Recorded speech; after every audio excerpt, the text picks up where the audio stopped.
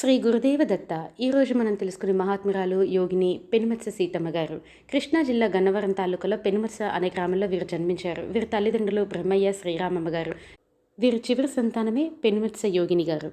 వీరి భర్త సీతారామయ్య గారు. వీరు సీతమ్మ గారు 16 ఏళ్ల వయసులో చనిపోయారు. ఆ తర్వాత పూర్ణయ్య గారి సలహా మేరకు వేదశాస్త్రాలను అభ్యసించి శ్రీరామనామం రాశారు. ఆ తర్వాత అప్పన్న గారి సహాయంతో ఆసనాలు, యోగాలు అవన్నీ తెలుసుకొని ఆరోగ్యానికి సంబంధించినటువంటి పాటించి మొదట్లో ఒకరోజు, తర్వాత 2 రోజులు అలా అలా చిన్న చిన్నగా అంతా పాటించి చివరికి ఆహారాన్ని తీసుకోవడం మానేస్తారు.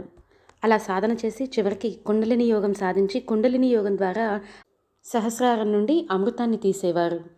అలా చాలా సంవత్సరాలు తపస్సు చేసుకుంటూ కుండలిని యోగంతో సాధన చేస్తూ ప్రజలనందరినీ కాపాడుతూ చివరకు కపాల భేదనం ద్వారా ఆ పరమాత్మలో ఐక్యమయ్యారు. ఏప్రిల్ 2వ తారీఖు 1959లో పరమపదించారు. అమ్మ చాలా గొప్ప యోగిని. ఎప్పుడూ కూడా తపస్సు చేస్తూ ధ్యానంలోనే ఉంటూ ఉంటారనమాట.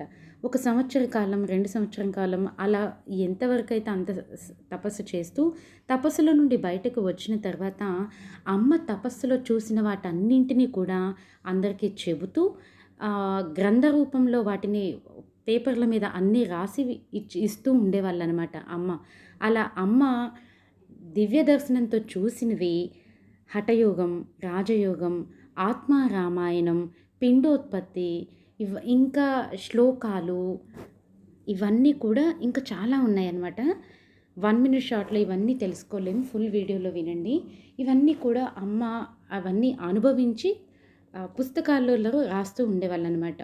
ఒకసారి సీతమ్మ గారు రామావధూత గారిని, మాల పిచ్చమ్మ గారి దర్శనానికి కొందరు భక్తులతో కలిసి కురుమద్దాలికి వెళ్తారు. అప్పుడు మాల పిచ్చమ్మ గారు అంటారు అమ్మని, నీ రుణం తీరిపోతూ ఉంటుంది, నువ్వు పంట పండిపోతున్నావు నువ్వు అని చెప్పేసి చెప్తారనమాట అమ్మకి.